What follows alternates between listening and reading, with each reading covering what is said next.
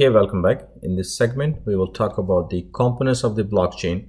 In previous section, I have mentioned that the Bitcoin was the first blockchain implementation. So now it serves as a de facto standard the way the blockchain system works. So in this episode or in this segment, I will be using a reference to the Bitcoin blockchain a lot, and I will be using the same vocabulary which is used by the Bitcoin because it's being used by the industry and the books and also in the media whenever you look at anything about the blockchain. So there must be some vocabulary loaned from the Bitcoin. So first of all, any transfer of the digital asset, let's say currency or anything between the parties, considered as a transaction on the blockchain. So before any transaction happens, the users needs to identify themselves, and the way the users identify themselves in the Bitcoin networks is by having a Bitcoin address, which is derived from the public key cryptography, and we will see in the next section when we go in deep dive for each of these individual segments, we'll see how to derive the Bitcoin address from the public key cryptography. So once the users identify themselves, then they initiate a transaction by using a wallet, which is a special software to initiate a transaction in order to start the process of the transfer of the digital asset from one party to the other. Once the user initiates a transaction, now it's being broadcasted or being transmitted to all the nodes in the network.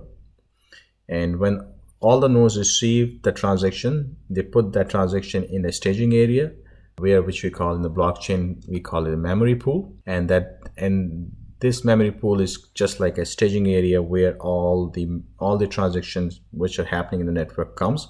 And from there, the individual nodes, they pick up the transaction as a candidate transaction to be included into the block. But before that happens, they have to verify and validate the authenticity of those transactions and to make sure these transactions are valid.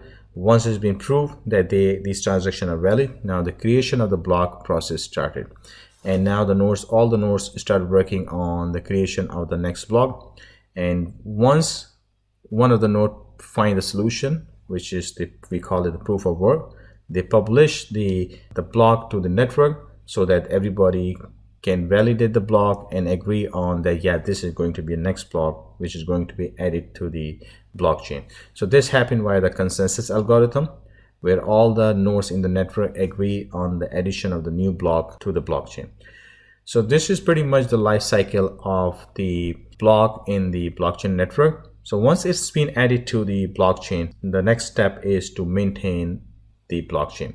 And then in this maintaining process, there is a concept of forking, which is when we need to do any update in the software implementation of the blockchain.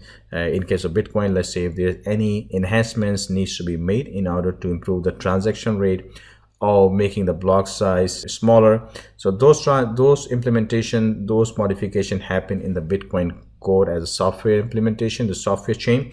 And sometimes because of that software change, it is possible that this change is not compatible with the previous version of the blockchain, and this is where the concept of forking introduced, like where the node network is divided into two different networks, and this is handled by the forking. There are two kinds of fork: soft fork and hard fork. So we will discuss those in details later in the section.